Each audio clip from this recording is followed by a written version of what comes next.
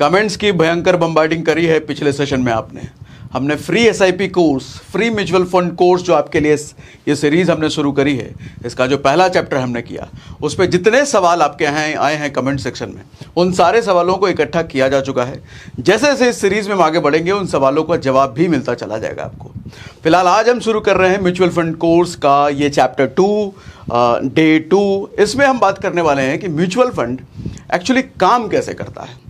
बहुत सुना हमने म्यूचुअल फंड में इन्वेस्ट करने से करोड़पति बन जाओगे, बहुत सुना हमने म्यूचुअल फंड में इन्वेस्ट करने से 12 से 15% मिल ही जाता है या कोई 17% मिल ही जाता है, ये कंपनी, ये बड़ी mutual fund, small cap, large cap, बहुत कुछ सुना हमने। आज समझेंगे सर म्यूचुअल फंड इंटरनली काम कैसे करता है, होता क्या है, उसकी वर्किंग क्या है, इसका इवोल्यूशन क्यों हुआ, थोड़ा वो हम कॉन्सेप्ट समझते हैं ताकि हमारे को समझ में आए कि हमारा पैसा एक्चुअली जाता कहाँ है, हमारा पैसा कौन लोग मैनेज करते हैं, कौन लोग हमारे को रिटर्न निकाल के देते हैं और रिटर्न की श्योरिटी क्या है, वो पैसा हमारा सेफ भी है कि नहीं, वो पैसा हमारा डूब भी सकता है क्या, वो पैसा हमारा जा भी सकता है कहीं क्या, इन सब की श्योरिटी है क्या। जरा आज के सेशन में हम ये बात करने वाले हैं। अच्छा, आज के सेशन में भी जो भी आपके सवाल आते हैं या पहले से आपके कुछ सवाल हो म्यूचुअल फंड से रिलेटेड, कमेंट बॉक्स में ज़रूर लिखा कीजिए। इस पूरे सीरीज़ में आपके कोई भी सवाल नहीं बचने वाले, सारे सवाल को हम कवर करते चले जाएंगे, ठीक है। तो आप बढ़ जाए, आगे बढ़ जाए हो, ठीक बा। तो देखा, 2 फोटो हमने लिया है यहाँ पर। एक फोटो में मैं ये समझाना चाह रहा हूँ, बड़ी भीड़ है यहाँ पर, शायद भारत की 90% 95% जनता यहाँ पर है, और ये पर कुछ ग्रुप ऑफ पीपल मैंने ऐसे लिए हैं जहाँ पर बहुत गिने चुने शायद 5% 10% लोग हैं इस ग्रुप में, भारत की पॉपुलेशन के। इस ग्रुप के बारे में मैं कह रहा हूँ, ये ग्रुप वो लोग हैं जो पैसा सेव करते हैं। मैं क्या कह रहा हूँ, इन्वेस्ट नहीं, पैसा सेव करते हैं एफडी में, आरडी में, पीपीएफ में, एलआईसी में, गोल्ड में या चांदी में, इन सब जगहों पे इनका भरोसा है और ये मानते हैं कि पैसा इन्वेस्टमेंट का मतलब यही होता है। शेयर मार्केट को, स्टॉक मार्केट को ये लोग जुआ मानते हैं। इनको लगता है कि एक सट्टेबाजी है, यहाँ इनका पैसा जा भी सकता है, पैसा यहाँ पर सेफ नहीं है, तो कभी भी ये स्टॉक मार्केट की तरफ देखते भी नहीं है। वहीं ये ग्रुप ऑफ पीपल एक ऐसा है जो सेविंग तो करते हैं, ये लोग भी एफडी में करते हैं, ये लोग भी गोल्ड में निवेश करते हैं, ये लोग भी पीपीएफ एलआईसी सब करते हैं, लेकिन साथ ही इनका एक बड़ा फंड, बड़ा इन्वेस्टमेंट स्टॉक मार्केट में होता है, जिसकी वजह से कुछ सालों बाद, 10 साल, 15 साल, 20 साल, 25 साल बाद इनके पास एक बहुत बड़ा वेल्थ निकल के आता है जो इनके पास कभी नहीं आ सकता। क्योंकि मैंने यहां पर लिखा है सर, दे सेव मनी।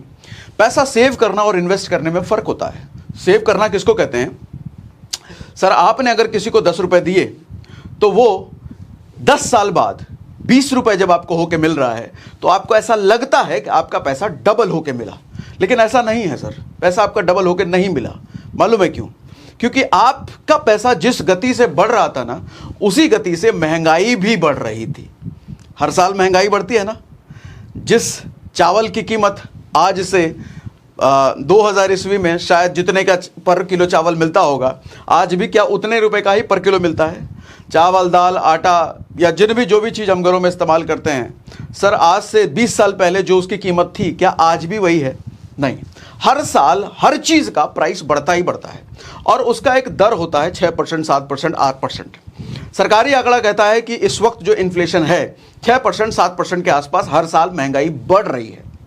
तो आप जैसे ही एफडी, आरडी, एलआईसी, पीपीएफ या गोल्ड, इन सब में इन्वेस्ट करते हैं तो सर वहां भी आपको 6-7% के आसपास रिटर्न मिलता है। दूसरी तरफ ये जो महंगाई बढ़ रही है ये भी 6-7% के आसपास से बढ़ रही है, तो आपका उधर जो पैसा बढ़ रहा है ऐसा आपको लग रहा है सर, महंगाई और वो दोनों ही सेम स्पीड से बढ़ रहे हैं। तो 10 साल बाद जब आपका 10 रुपए 20 रुपए बन के आपको वापस मिलता है तो एक्चुअली उस 20 रुपए की औकात तो 10 रुपए ही रह गई। क्योंकि आज जो सामान 10 रुपए का मिल रहा है सर, 10 साल बाद वही सामान 20 रुपए का मिलेगा। तो आप कैसे कह सकते हो आपका पैसा बढ़ा? आप कैसे कह सकते हो कि आपने पैसा इन्वेस्ट किया? नहीं सर, पैसा आपने सेव किया था। अच्छा, सेव भी इसको क्यों कह सकते हैं कि पैसे की आज जो आपकी औकात थी 10 रुपए की, सर 10 साल बाद भी वही औकात है। 20 रुपए की औकात नहीं हुई उस वक्त भी 10 ही रुपए की औकात है। तो आपका पैसा सेव हो गया, बच गया। वहीं कुछ सेविंग ऐसे भी होती हैं जहां पर पैसा बढ़ता नहीं, घटता है। जैसे आप अगर कैश निकाल करके अपने अलमीरा में रखो, 10 साल बाद सर वो 10 रुपए नहीं रहेगा। हाँ 10 का नोट ज़रूर रहेगा, वो 10 रुपये ज़रूर रहेगा, लेकिन जब आप उसको मार्केट में इस्तेमाल करने जाओगे ना तो पता चले 10 साल पहले जितना सामान 10 रुपये में मिलता था, आज उसका आधा सामान 10 रुपये में मिलेगा।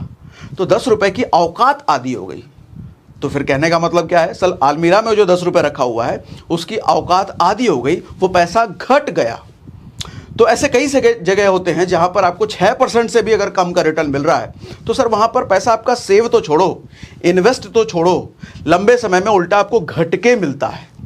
वो दिखेगा आपको कि मेरा पैसा 10 का 20 मिला, सर उतने समय में इन्फ्लेशन उससे महंगाई दर आगे निकल गया, तो दरअसल आपका पैसा घट के मिला। वही ये ग्रुप ऑफ पीपल ऐसा है जो इन्वेस्ट करते हैं सेविंग के साथ साथ इन्वेस्टिंग, इसीलिए मैंने इसको इन्वेस्ट कहा। अगर आपका directly indirectly connection stock market से है तो मैं उसको कहता हूं सर इन्वेस्टिंग, क्योंकि महंगाई का रेट अगर 6-7% एनुअली है और आपको 7% से ऊपर, 8% से ऊपर, 10% से ऊपर कहीं रिटर्न मिलता है तो सर उसको आप कह सकते हो इन्वेस्टिंग। कंपाउंडिंग की वजह से वो बहुत बड़ा पैसा होकर के एक टाइम में मिलता है आपको।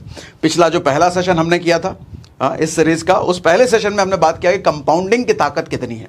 सर इतना सा इन्वेस्टमेंट, इतना सा भी ग्रोथ अगर आपके पैसे में हो रहा है जो कि इन्फ्लेशन से ज़्यादा है, तो आपको कितना बड़ा पैसा बन करके कुछ सालों बाद मिलता है, वो हमने पहले सेशन में बात करी। नहीं देखिए तो हमने डिस्क्रिप्शन में भी लिंक है उसका और आई बटन पे भी लिंक है, ठीक है। इनके लिए शेयर मार्केट एक प्लेटफॉर्म है अमीर बनने के लिए।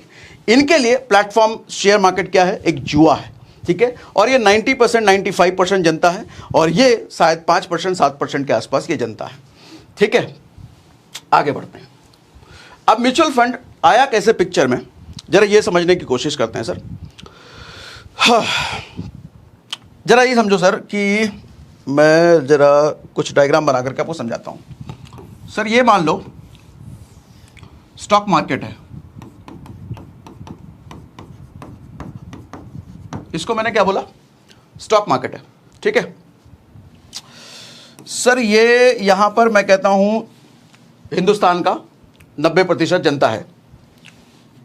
राज, अमित, सोहन, मोनू, राम, श्याम, घनश्याम, रोहित, अमित, ये वो फलाना ठिकाना चिल्ला, शर्मा जी, गुप्ता जी, मिश्रा जी, सारे जी वाले इधर रह रहे हैं। सर ये लोग, आम जनता कभी भी स्टॉक मार्केट की तरफ वहां नहीं जाती, क्योंकि उनके लिए क्या है, वो जुआ है।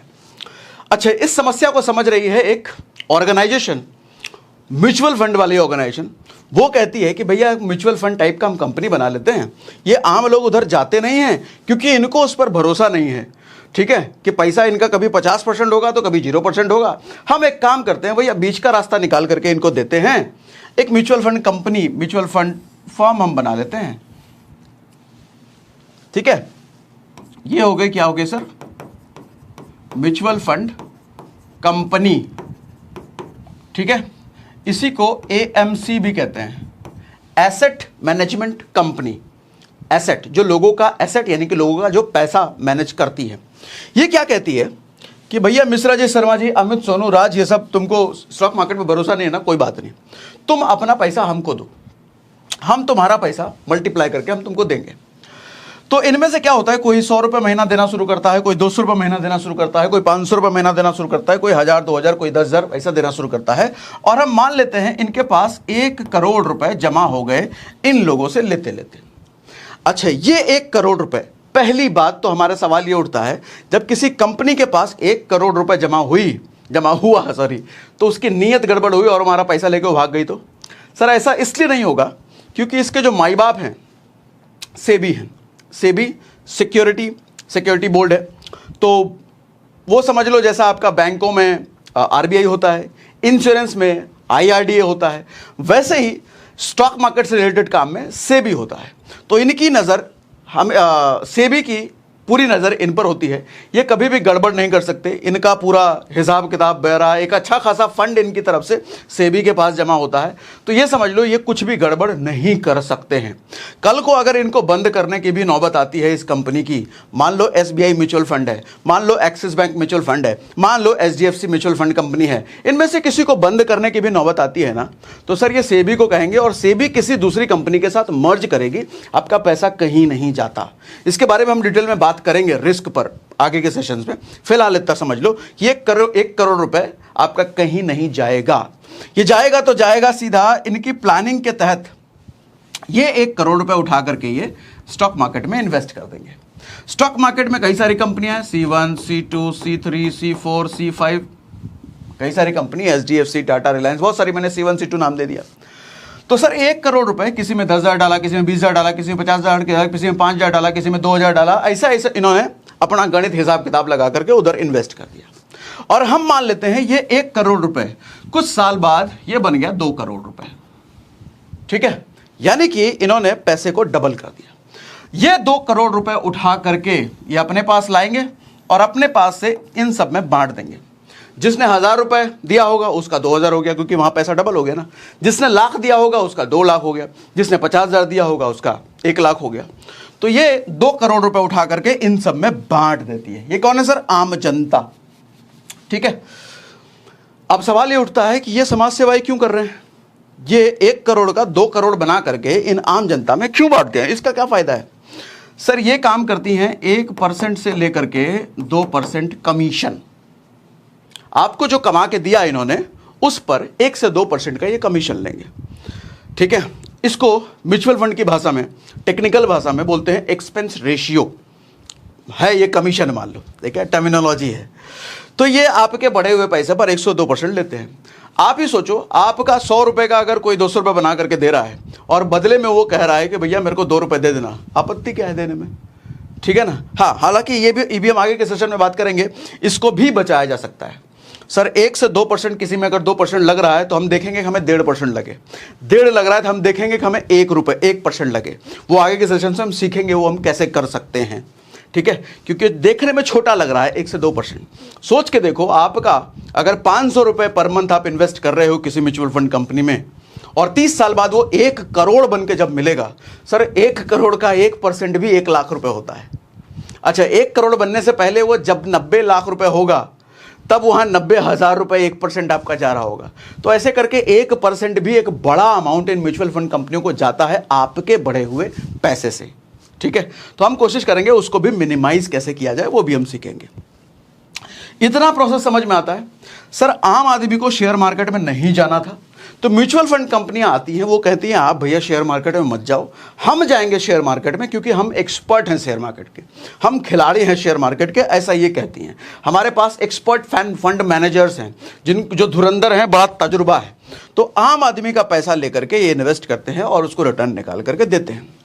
अब सवाल बड़ा ये उठता है कि सर 1 करोड़ का 2 करोड़ कर दिया, क्या सच में पैसा डबल हो जाता है क्या, या कितने % के रेट से रिटर्न मिलता है हमारे को? जरा टेक्निकली हम जरा ये समझने की कोशिश करते हैं। इतना समझ आ रहा है? इतना समझ आ रहा है तो मुझे कमेंट बॉक्स में लिख के बताइए यस, जल्दी से लिख के बताइए, जल्दी से लिख के बताइए यस यस यस यस। इतना समझ में आ रहा है? ठीक है, चलो अब आगे बढ़े। सॉरी,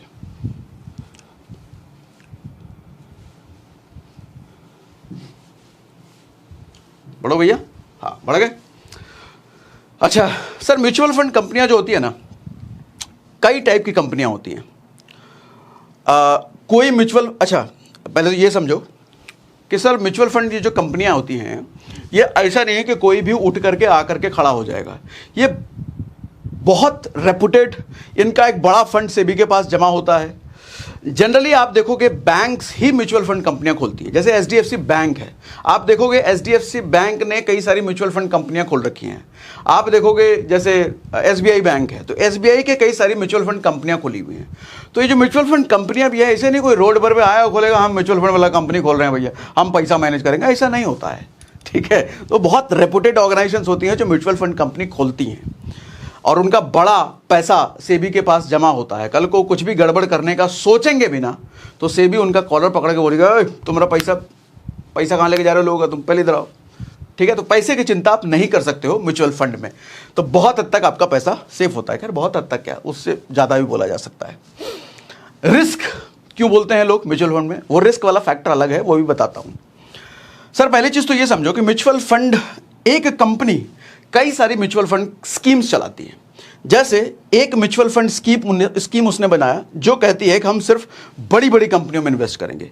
एक म्यूचुअल फंड स्कीम बनाया उन्होंने कि जैसे एचडीएफसी ने, एचडीएफसी लार्ज कैप बड़ी कंपनी इन्वेस्टमेंट नाम करके कुछ दे दिया उसने, ठीक है।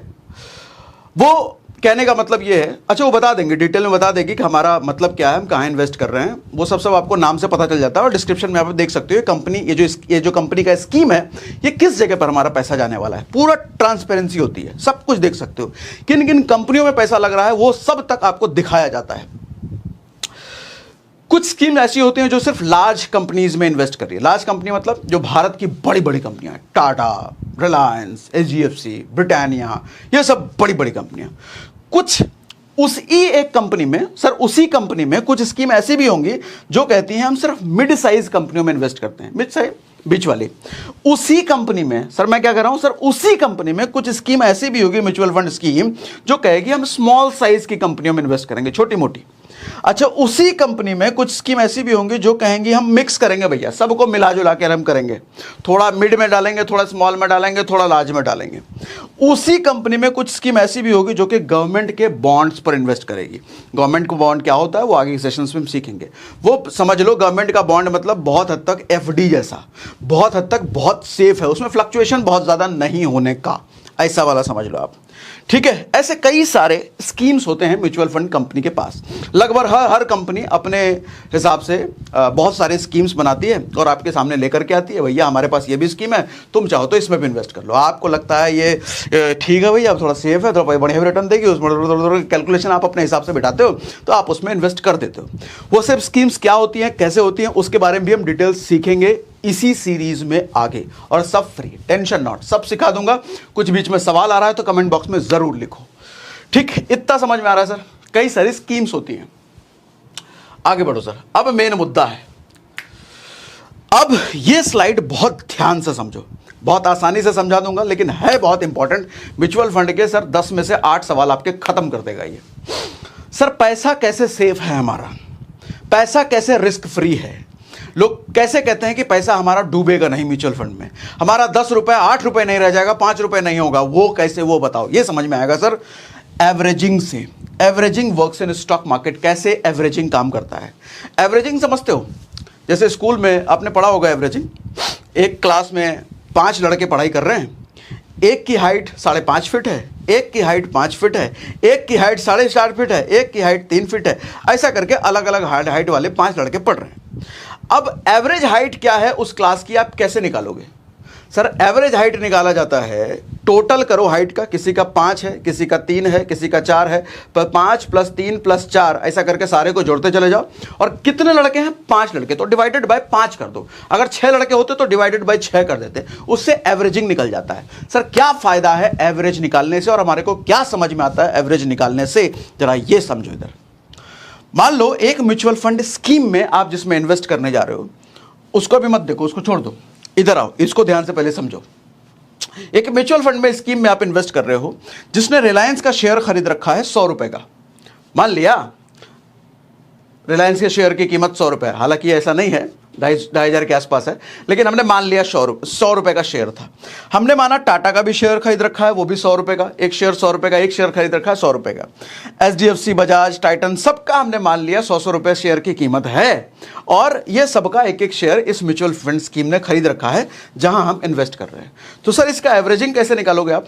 एवरेजिंग इसका निकलेगा 100 रुपए प्लस 100 रुपए प्लस 100 रुपए प्लस 100 रुपए प्लस 100 रुपए, तो टोटल कितना है सर? 5 है ना, 1 2 3 4 5, 100 100 100 100 100 100 बाय 5, तो निकल के आता है 100। मतलब 500 बाय 5 तो निकल के आता है 100। तो सर एवरेज प्राइस अगर देखा जाए तो कितना रुपए हुआ सर? 100 रुपए। अब यहां पर आओ, ध्यान से समझो सर। स्टॉक मार्केट, जो रियल स्टॉक मार्केट है, हुआ क्या जब इस म्यूचुअल फंड स्कीम जहां आपने पैसा लगाया है, क्या मैं बोल रहा हूं, इस म्यूचुअल फंड स्कीम जहां आपने पैसा लगाया है, पैसा इन्वेस्ट किया है, इस म्यूचुअल फंड स्कीम ने रिलायंस लिया था 100 रुपए के भाव पर। रिलायंस का शेयर कितने पे लिया था? 100 रुपए के भाव पर। लेकिन अब स्टॉक मार्केट में रिलायंस का भाव 90 रुपए हो गया है, तो आपका पैसा तो घट गया, क्योंकि इस स्कीम में जो आपका पैसा लगा था 100 रुपए के हिसाब से लगा था, अब रिलायंस का प्राइस ही 90 रुपए हो गया, तो पैसा आपका रिस्क पे आया क्या? घट गया क्या पैसा? अब समझते हैं। सर टाटा का प्राइस लेकिन बढ़ गया। टाटा के प्राइस पर इसने 100 रुपए के हिसाब से भाव लगा था, लेकिन अब रियली स्टॉक मार्केट में 110 रुपए का हो गया, बढ़ गया। सर एचडीएफसी 100 रुपए से 150 रुपए का हो गया। सर लेकिन बजाज जो है 100 रुपए से 60 रुपए का हो गया, इधर 100 रुपए के हिसाब से लगा था, इधर अब 60 रुपए हो गया, यहां पैसा घट गया। लेकिन टाइटन 100 रुपए से 200 रुपए का हो गया, ठीक है। अब इसकी एवरेजिंग जरा निकालो sir. Sir 90 plus 110 plus 150 plus ये 60 प्लस ये 200 डिवाइडेड बाय 5 मैंने क्यों किया, यहाँ के 5 नंबर है, अगर 6 नंबर होते 1 2 3 4 5, अगर 6 होते तो डिवाइडेड बाय 6, एवरेज निकला सर 140 रुपया। सर यहाँ एवरेज जब हमने निकाला 100 रुपये आया था, यहाँ एवरेज हमने निकाला 140 रुपये हुआ था। तो सर आपका पैसा रिलायंस में तो घटा, रिलायंस में 100 के भाव से लगा था लेकिन 90 हुआ, घटा, लेकिन दूसरे में बढ़ा, फिर तीसरे में घटा, चौथे में बढ़ा, ऐसा घटा बढ़ा करके ये कैसे समझ आए कि आपका पैसा बढ़ा कि घटा, ये समझ में आएगा एवरेजिंग से। इधर का एवरेजिंग निकला 100 जहां आपका पैसा इन्वेस्ट हुआ था, लेकिन इन्वेस्ट होने के बाद उस पैसे का हुआ क्या, इधर के एवरेजिंग से समझ में आएगा। क्योंकि जब पैसा इन्वेस्ट यहां हो रहा है, ये म्यूचुअल फंड स्कीम यहां इन्वेस्ट कर रही है, तो यहां जैसा परफॉर्मेंस होगा उसी के हिसाब से तो आपका पैसा बढ़ेगा घटेगा। तो यहां के परफॉर्मेंस के हिसाब से 140 आ रहा है तो आपका पैसा 40% बढ़ गया। तो हम क्या कहेंगे सर, 40% की ग्रोथ हो गई आपके पैसे पर इस म्यूचुअल फंड स्कीम में पैसे लगाने की वजह से। आपने इधर इन्वेस्ट नहीं किया था सर, इनडायरेक्ट इन्वेस्टमेंट हुआ इधर, क्योंकि आपने इधर नहीं किया था, आपने तो इधर किया था इन्वेस्ट। हाँ, इन लोगों ने इधर जरूर किया था, लेकिन आपका ट्रस्ट इनसे था, आपका कनेक्शन इनका था, आपसे जो भी बॉन्ड, जो भी कनेक्शन था, जो लेना देना हिसाब किताब था, सब इन कंपनी से था। इसने अपना कनेक्शन इससे बनाया था, पीछे वो आपको नहीं पता। हालांकि पता होता है, सब लिखा होता है, सब पूरी ट्रांसपेरेंसी होती है, उसकी चिंता मत करो। आपने डायरेक्टली इससे इंटरेक्ट नहीं किया था। इतना समझ में आ रहा है? समझा पा रहा हूं मैं? समझा पा रहा हूं कि नहीं सर? एवरेजिंग के हिसाब से सर, ये एवरेजिंग बहुत कुछ बताता है। अब समझो, आगे बढ़ते हैं भैया। हर साल रिटर्न घटता है और बढ़ता है, ऐसे में रिटर्न क्या और कितने रिटर्न की गारंटी है मेरे पैसे पे? सवाल आता है ना एक। सर इसका जवाब है compound annual growth rate, CAGR। Sir CAGR अगर आप YouTube में डालोगे ना, आपको बहुत सारे वीडियोस मिलेंगे, लेकिन ट्रस्ट में 10 में से 9 वीडियो आपको कंफ्यूज करेंगे, क्योंकि लोग आपको मैथमेटिकली सिखाने की कोशिश करते हैं, लेकिन मैं कोशिश करता हूं सर ज़्यादा कॉम्प्लेक्स जहां मैथ आए उसको कैसे कैसे सिंपल किया जा सके। सर CAGR का सीधा हमारे पास कैलकुलेटर अवेलेबल है, तो वो कैलकुलेटर काम कैसे करता है मुझे क्यों समझना उसको। अब जैसे इस कमरे में, अगर आपके कमरे में अगर पंखा लगा हुआ है, आपके बटन दबाने से अगर पंखा ऑन और बटन दबाने से पंखा ऑफ हो जाता है, सर आपको मतलब क्या इससे है कि इंटरनली पंखा घूम कैसे रहा है, मैं उसका साइन समझूंगा, मोटर की वर्किंग समझूंगा, इतना मतलब है क्या? नहीं मतलब है। मेरा मतलब सिर्फ इतना है कि स्विच मेरा ठीक काम करना चाहिए, है ना। स्विच काम कर रहा है मेरा ऑन हुआ, स्विच काम कर रहा है मेरा ऑफ हुआ, मेरे को हवा मिले, बस मस्ती अपना, इतना ही तो मतलब है। सो कोई भी चीज़ का जब इजी कैलकुलेटर अवेलेबल है CAGR समझने का, इस सवाल का जवाब पाने का, तो मैं उसकी इंटरनल वर्किंग क्यों समझूं? तो CAGR सीधा कैलकुलेटर हम समझते हैं। हाँ जी, अब भैया गूगल पर, अरे क्या हो गया?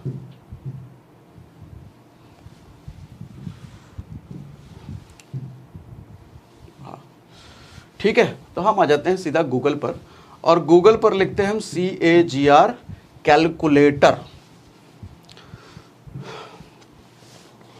ध्यान से समझिएगा सर। सर ये क्या कह रहा है कि आपका टोटल इन्वेस्टमेंट मान लो 20 लाख रुपए है ना, मान लो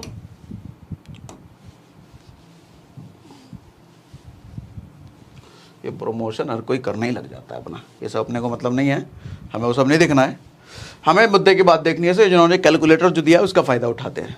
सर 20 लाख रुपए मान लो आपका टोटल इन्वेस्टमेंट है, थोड़ा थोड़ा करके 500 600 1000 2000 करते करते करते टोटल इन्वेस्टमेंट मान लो आपका 20 लाख रुपए हो गया। सर कितने साल में 20 लाख हो गया? हम मान लेते हैं 5 साल में, मान लिया 5 साल में 20 लाख रुपए हो गया। और 5 साल बाद जो 20 लाख रुपए मैंने इन्वेस्ट किया था, सर उसकी वैल्यू हो चुकी है 50 लाख रुपए बढ़ करके। किसी साल बढ़ा, किसी साल 10% के हिसाब से बढ़ा होगा, किसी साल 20% के हिसाब से, किसी साल 30% के हिसाब से, किसी साल -10% भी रहा होगा। तो लेकिन एट द एंड मैं देख रहा हूं मेरा 20 लाख रुपए 50 लाख रुपए हो चुका है 5 साल बाद। तो पर ईयर रिटर्न मेरे को कितने % से मिला? सर ये CAGR कैलकुलेटर यही बताने का काम कर रहा है। कहाँ गया? इसको हम जरा कर देते हैं। सर इसने निकाल के दे दिया 20.11 20.11 20% के हिसाब से आपका सालाना रिटर्न मिला है। अच्छा 20% बताने का मतलब ये नहीं है कि हर साल ही 20% मिल रहा होगा। अभी CAGR का निकालने का मतलब है कि हर साल आपको 20% के रिटर्न हिसाब से रिटर्न मिला फाइनली। लेकिन जब ये मार्केट चल रहा होगा तो पहले साल हो सकता है कि 10% के हिसाब से मिला हो, अगले साल 20% के हिसाब से मिला, तीसरे साल हो सकता है 5% के हिसाब से मिला, चौथे साल हो सकता है कि 10% घट गया, सर 5वें साल हो सकता है कि मेरा 30% बढ़ गया, छठे साल हो सकता है कि सर 80% रिटर्न मिला, 8वें साल हो सकता है कि माइनस मेरा चला गया। लेकिन जब मैं लास्ट में देख रहा हूं मेरा इन्वेस्टेड अमाउंट 20 लाख का 50 लाख बन चुका है 5 लाख में, तो कैलकुलेशन निकालने के बाद जो मेरा पर ईयर रिटर्न निकलता है वो सर 20% निकलता है। अब यही चीज आपका सॉल्व करेगी बड़ा प्रॉब्लम। सर हम कहते हैं ना 15% का रिटर्न हम स्टॉक मार्केट में, इंडेक्स में या म्यूचुअल फंड में या इंडेक्स फंड में इन्वेस्ट कर रहे हैं, तो कैसे कह सकते हैं कि 15% का रिटर्न मेरे को मिल रहा है? आओ समझाता हूं। सर मैं खोल लेता हूं निफ्टी।